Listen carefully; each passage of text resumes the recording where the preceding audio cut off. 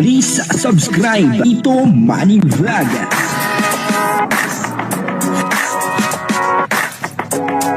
Payagan po si Tito Manny Vlog na mag-reactor para pambiling gamot sa kanya pong karamdaman. Carla kukunin at dadalahin sa USA. Grabe, no? Paano na po kaya etong si Kalingap Jomar, kapag nangyari po yun? Papanoorin po natin yung video at syempre bibigyan po natin yan ng konting reaksyon. Pero bago po yan, ako muna po ay bumabati sa inyo lahat ng magandang umaga, magandang tanghali at magandang gabi sa inyong lahat mga kapatid. Kung saan man kayo ng panig ng mundo naroon ngayon, ay mag-iingat kayo palagi at pagpalain kayo ng ating Panginoon. Maraming salamat din po sa patuloy na tumatangkilik sa aking YouTube channel at nanonood sa aking video reaction. Patuloy lang po natin suportahan sila Kuya Bal Santos Matubang, Kalingap Rob, at Edna Vlog, Jack Tapia, at syempre mga kasamahan ko pong reactor sa Kalingap. Ganyan din po yung mga charity vlogger na Kalingap partner. Ito po yung video na kung saan si Carla ay kukunin at dadalahin daw po sa USA. Maganda po yun, makakarating po si Carla sa ibang bansa, sa Amerika. Kaya lang, siyempre, ang isa pong iniisip natin dito ay paano na po kaya si Kalingap Jomar, papayag po kaya? Papanoorin po natin yung video at ang kabuuan po ng video ito ay mapapanood po natin sa YouTube channel ni Kuya P. Ayan, supportahan po natin, Kuya P. Ito po yung video, panoorin po natin. Marami tayong supporters na mga nurses din sa ibang bansa, grabe nga, sabi nga nila kukuhain ka daw nila sa USA, mga ganun. Grabe, sabi nga. Nakakabilib din yun, Tuloy-tuloy mo lang yan. And nagpaalam muna ako kay Kalingap Rob, nilakasan ko yung loob ko, nagpaalam ako kay Kalingap Rob sa aking gagawin dahil napakahalaga po ng topic natin for today, napakahalaga, sobrang halaga about sa pag-aaral ni Carla. So yun, papakita ko muna, meron tayong special guest for today. Special guest natin, pwede ka magkaway sa camera natin. Mabilis ang kaway lang. Ay, yun po. So yun, irregular ka muna, Ano na ako kuya? Regular na po ako. Second sem na kami. Second sem. Yun na yung mga fundamentals of nursing na. Yung mga blood pressure, mga yan. Nakaka-excite yun. So, ang lang. Yan. Si Joy ba? Nasaan na si Joy? Second year na po. Nag-duty na si Joy? Ang OJT ba ninyo? Anong year na yung OJT nyo? Ano yata? Third year? Third year. Alam mo? Or din? Second year, second sem? Alam mo ba na sa La Consolacion din ako nag-aaral? Doon ako nag-nursing. Doon ka po kuya nag-graduate? Doon ako nag-start, hanggang 4th year, doon ako nag-graduate. Nung panahon na yun, 7 lang kami, 7 lang kami estudyante. Nakaka-boring siya, pero kayo, 2 block na yata kayo, di ba? Kakaunti lang daw talaga po yung student. Kasi ang nursing kasi parang trend siya.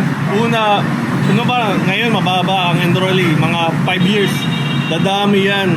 Kasi ang magiging problema nga yung paghanap ng trabaho pag-graduate. Pero magagawa yan ng paraan, marami tayong supporters na mga nurses din sa ibang bansa, grabe nga, sabi nga nila kukuhain ka daw nila sa USA, mga ganun. Grabe, sabi nga. Nakakabilib din yun, Tuloy-tuloy mo lang yan. Pa ba?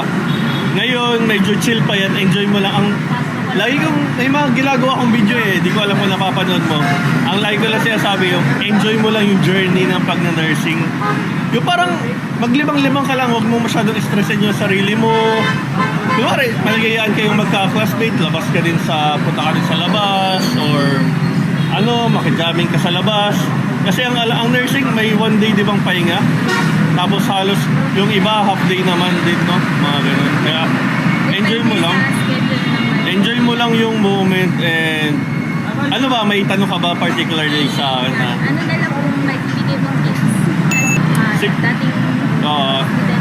Yun nga, enjoy mo lang din yung pag-aaral mo and siguro dapat pag seryoso ka na mga 3rd year na siguro, 3rd year, 4th year, yung parang nagsasagot ka ng mga board exam questions, 5 questions every day, mga ganun. Pero paunti-unti lang. At saka Ako nga noon parang hindi ako, ang binili ko lang ng libro ng anatomy, physiology lang. Tapos yung mga sumunod parang ano lang, parang xerox na lang ako. Deep in mag-advanced study, sabi nila, ina-advise din nila. Oo, siguro, pero okay din naman mag-advanced study. Maganda din naman. Yun. Ini-interview ni Kuya P etong si Carla, no? At ang topic po nila ay tungkol po sa pag-aaral.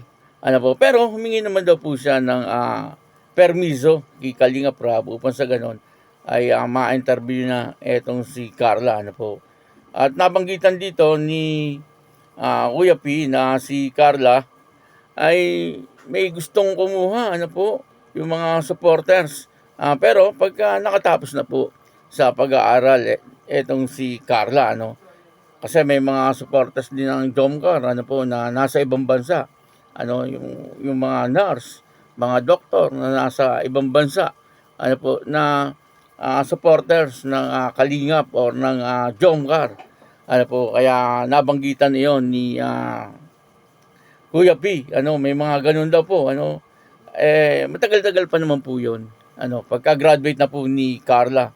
Ang isang problema dyan, kung pumayag si Kalingap Jomar, ano po, na si Carla, ay magpunta sa ibang bansa, ano, lalong-lalo na kung doon na po magtatrabaho. Siguro ay pag-uusapan po nilang mabuti, ano. Pero sa tingin ko, papayag naman po si Kalingap Jomar kasi lagi naman pong nakasuporta si Kalingap Jomar, ano, sa mga gustong mangyari ni Carla sa kanyang buhay, ano. Malaking bagay po yun, ano.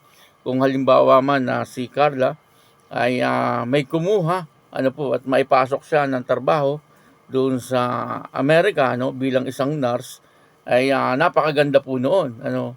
Pero sa ngayon, siyempre, ang inaasikaso po ni Carla ay yung kanyang pag-aaral, ano po. Sana ay makagraduate po siya, maging maayos yung kanyang pag-aaral, ano po, at maging mataas yung kanyang mga grade. At ang isa pa po dyan, siyempre, maipasa niya po yung board, ano, kasi itong nurse ay may board exam po ito.